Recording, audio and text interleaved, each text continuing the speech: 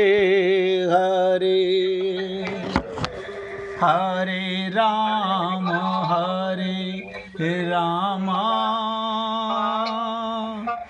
राम राम हरे हरे हरे कृष्ण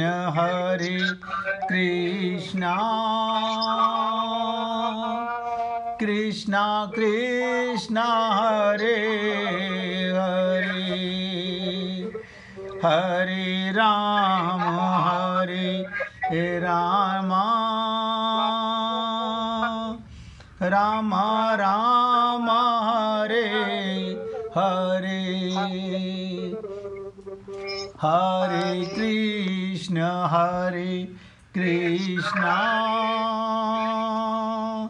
कृष्ण कृष्ण हरे हरे हरे राम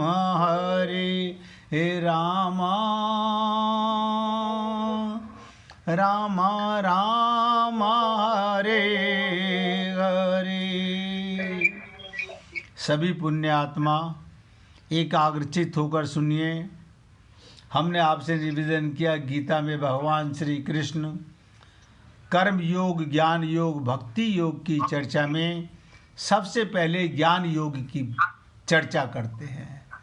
ज्ञान योग और कर्म योग। और संत महात्मा भी हमारे को बार बार, राजकुमार जी अपने आवाज़ बंद कीजिए मोबाइल की। संत महात्मा भी हमारे को बार बार तत्व ज्ञान कराना चाहते हैं। तत्व ज्ञान क्या? आप परमात्मा के अंश हो। आपको आत्मा समझने में कठिनता होती है और सरल कर देता हूँ। आप कौन हो? मैं परमात्मा का अंश हूँ। ये आपका शरीर, ये संसार का प्रकृति का अंश है। इस संसार में आने का माध्यम हम माता पिता के माध्यम से आए हैं। लेकिन आप और हम लोग अपनी इस भूल को सुधारने का प्रयत्न कीजिएगा। जब भगवान ने कहा कि सब कुछ मैं बना हूँ, जड़ भी भगवान, चेतन भी भगवान, लेकिन मैं जड़ नहीं हूँ, मैं शरीर नहीं हूँ, मैं शरीरी हूँ। तो जब तक आत्मज्ञान नहीं होगा, गीता कारगर नहीं होगी, गीता पल्ले नहीं पड़ेगी। बहुत से व्यक्ति गीता को बार बार पढ़ने का प्रयत्न तो करते हैं, लेकिन शरीर मान के, मन से, बुद्धि से पढ़ते हैं। अब जब तक आत्मज्ञान नहीं, ये आत्मा को भगवान सुनाते हैं गीता, शरीर को नहीं सुनाते। शरीर तो नश्वर है। और आप भी सब ध्यान से सुनिएगा, आपके शरीर को मैं सत्संग नहीं सुनाता हूँ। ये तो जड़ है, इसे क्या सुनाऊंगा? आप भले ही अपने आप को शरीर माने, जिस दिन आप हम लोग ये जान जाएंगे मैं शरीर में रहता हूँ, लेकिन मैं परमात्मा का अंश हूँ, जिसे कई बार निवेदन किया गया कि जात हमारी ब्रह्म है, मात पिता है राम, ग्रह हमारा शून्य में, अनहद में विश्राम। अब ये बात जब मैं कई बार कहता हूँ कि राम मरे तो मैं मरूं, फिर भी हमको विश्वास नहीं होता। बार बार अब तो बस कुछ दिन के मेहमान है। अरे बाबा, शरीर कुछ दिन का मेहमान है।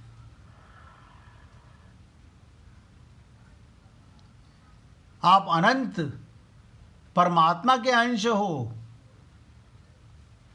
अपने आप को अंत मत मानो। शरीर का भी पुनरावृत्ति है, शरीर की मृत्यु होगी, आपका जीवन चलता रहेगा। वो अलग बात है अगर शरीर मान के मृत्यु हुई, ममता मोह आसक्ति में मृत्यु हुई, राग द्वेष में मृत्यु हुई, तो संसार में वापस आना पड़ेगा। अगर आत्मज्ञान हो गया, किसी गुरु की और भगवान की शरणागति हो गई, तो फिर सुनिश्चित मान के चलिएगा आप सबका परमपद होने वाला है। मीना जी, आपके मोबाइल की आवाज़ खुली हुई, बंद कीजिए या तो, या कोई प्रश्न है तो पूछिए। तो इसीलिए मैं आपसे निवेदन करना चाहता हूँ, भगवान श्री कृष्ण ने सबसे पहले आत्मज्ञान को लेकर के, ज्ञान योग को लेकर के, और ज्ञान योग कर्म योग को साथ साथ लिया। क्यों? हम शरीर में रहते हैं आत्मा। जैसे हम कार में बैठते हैं, रथ में बैठते हैं, लेकिन रथ होते नहीं, कार होते नहीं, ऐसे हम शरीर नहीं होते। लेकिन अनंत जन्मों से हमारी बुद्धि में ये बात घर कर गई है, हम अपने को शरीर मानते रहे हैं और अपने को मरने वाला मानते हैं, अपने को जन्म होने वाला मानते हैं। ना आपका जन्म कभी हुआ है, ना आपकी मृत्यु कभी होगी, आप अजन्मा हो। इसीलिए कहा गया ना, हे अजन्मा अमर आत्मा क्यों परेशान हो रहे हो। ज्ञान से, देखिएगा, ज्ञान से मन को संभालो, लक्ष्य को क्यों खो रहे हो।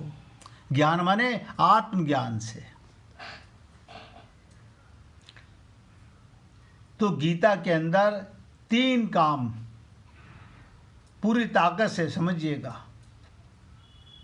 मनुष्य कर्म योग से जगत के लिए, ज्ञान योग से अपने लिए, और भक्ति योग से भगवान के लिए उपयोगी हो जाता है। हमारा उद्देश्य क्या है? कर्म योग से जगत के लिए, ज्ञान योग से अपने लिए, और भक्ति योग से भगवान के लिए। अब आप कहेंगे तो संसार में कैसे रहें? तो संसार में कौन रहता है? जिससे आप प्रेम करते हो, अपने परिवार में प्रेम करते हो, संसार में प्रेम करते हो, जिससे प्रेम करते हो वो आत्मा है।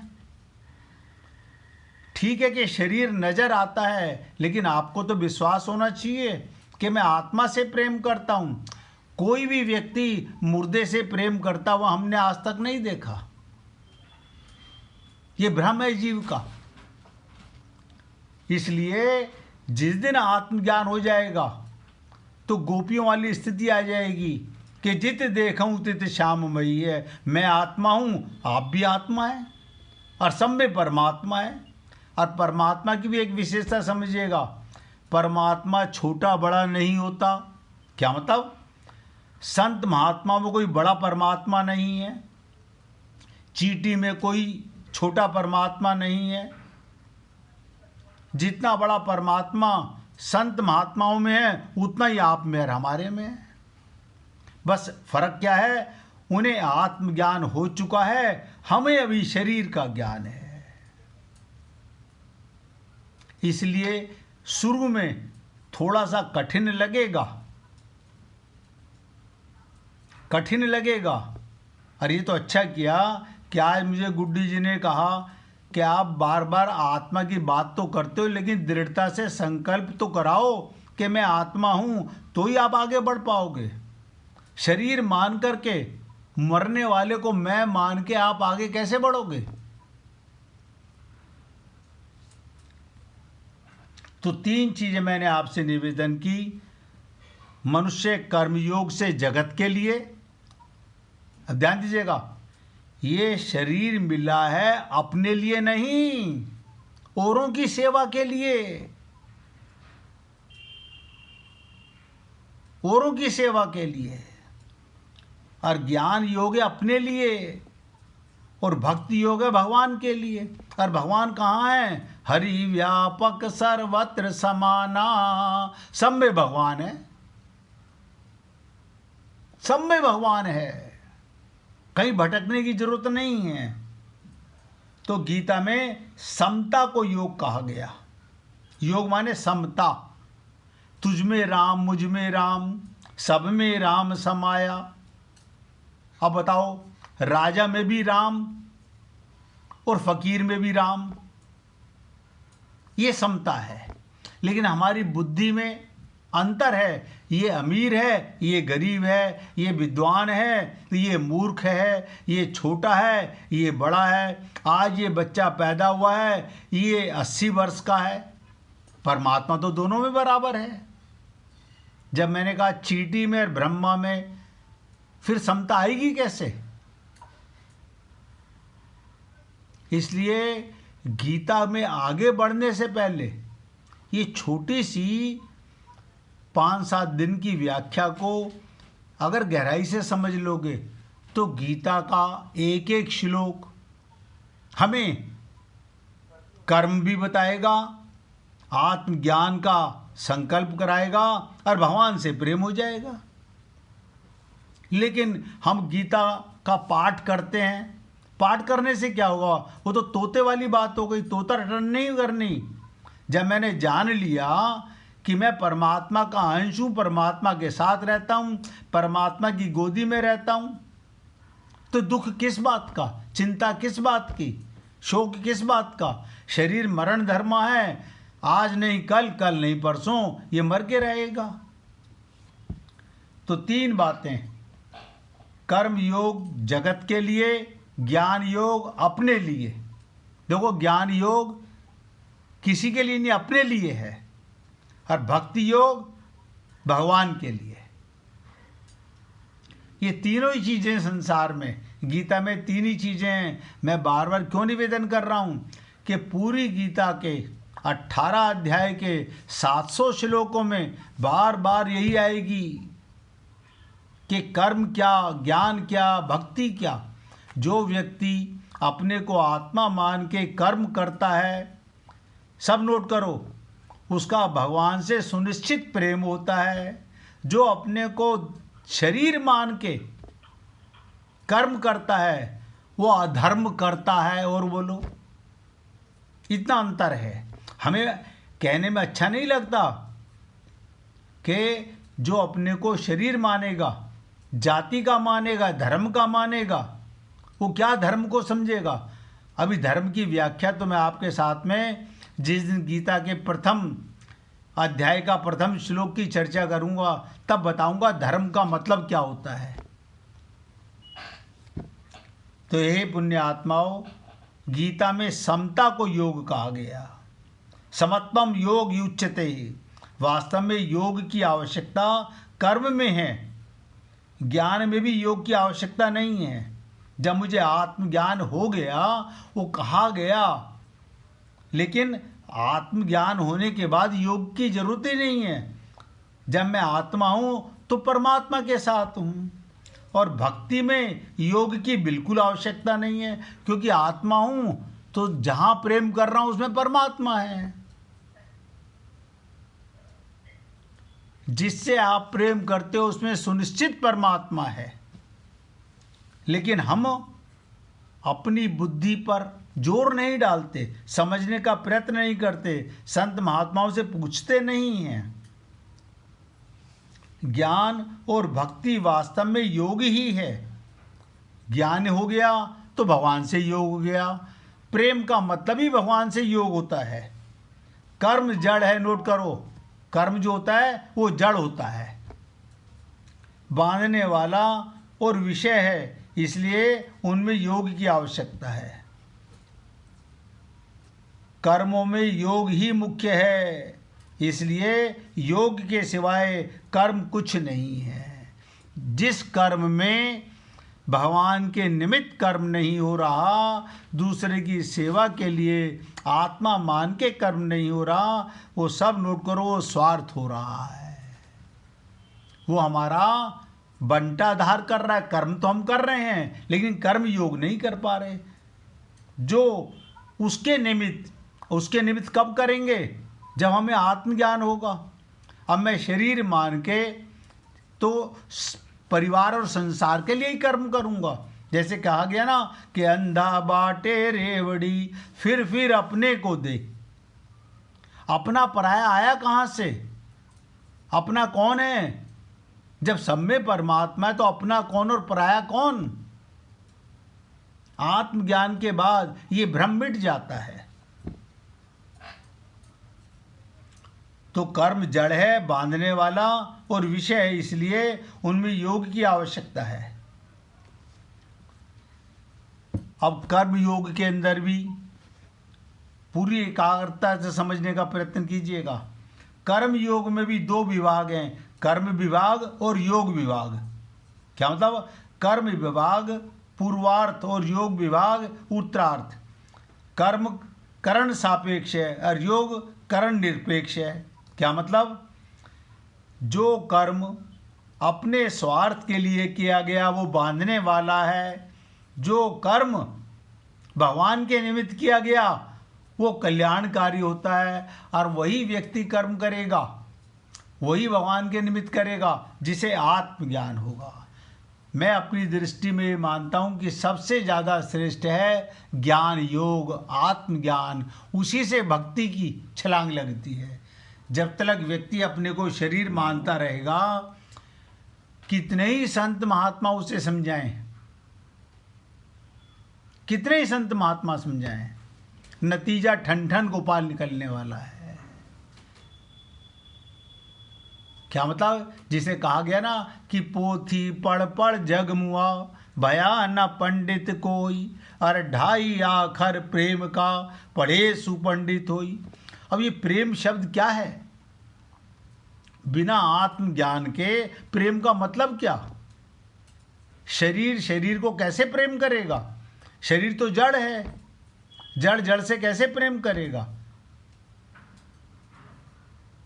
बहुत गहराई की चीज है।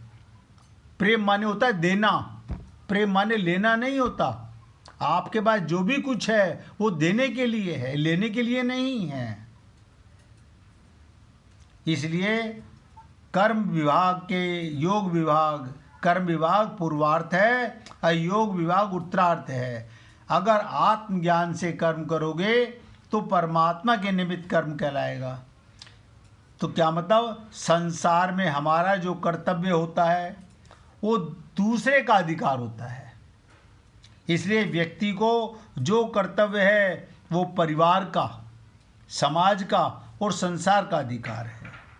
हम गृहस्थ में रहते हैं तो हमारे प्रत्येक कर्म पर परिवार का, समाज का, संसार का अधिकार है। जैसे वक्ता, अब ध्यान से सुनिएगा, जितने भी संत महात्मा हैं, वक्ता का जो कर्तव्य है उस पर श्रोता का अधिकार है। अगर कोई श्रोता ना हो तो वक्ता किसे बोलेगा? संत महात्मा सत्संग किसे सुनाएंगे जब कोई श्रोता ही नहीं है? अधिकार किसका हुआ? सुनने वाले का अधिकार है।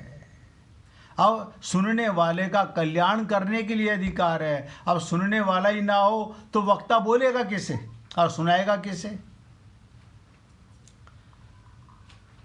तो श्रोता का जो कर्तव्य है वो वक्ता का अधिकार है कि प्रत्येक श्रोता का कर्तव्य है वो वक्ता के एक एक शब्द को अमृत के समान पिए, केवल सुने नहीं।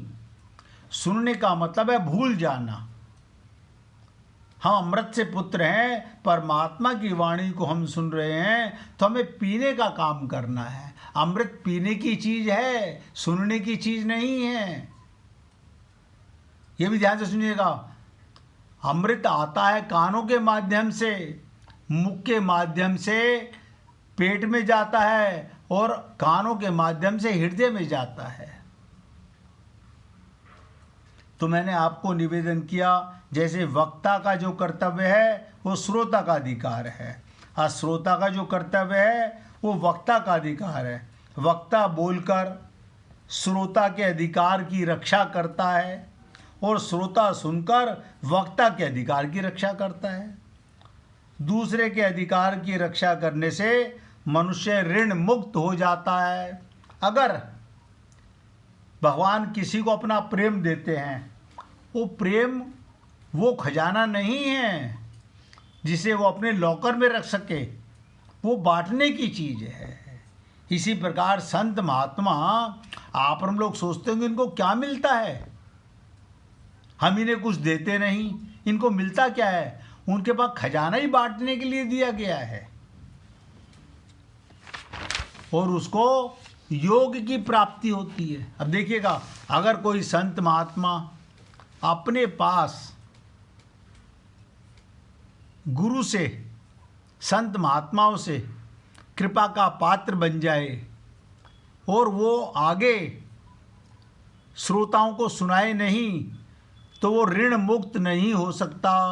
वो कर्जदार कहलाएगा, उसका परमात्मा में योग नहीं होगा। जैसे आप और हम लोग परिवार में रह के अगर परिवार की सेवा ना करें तो हम ऋण मुक्त नहीं होंगे, कर्जदार रहेंगे परिवार के। इसी प्रकार से दूसरे के अधिकार की रक्षा करने का तात्पर्य, अब ध्यान दीजिएगा, ये बहुत इंपॉर्टेंट बात बताने चलूँगा, इससे पहले कि 1 मिनट कीर्तन करेंगे। हरि शरणं हरि शरणं हरि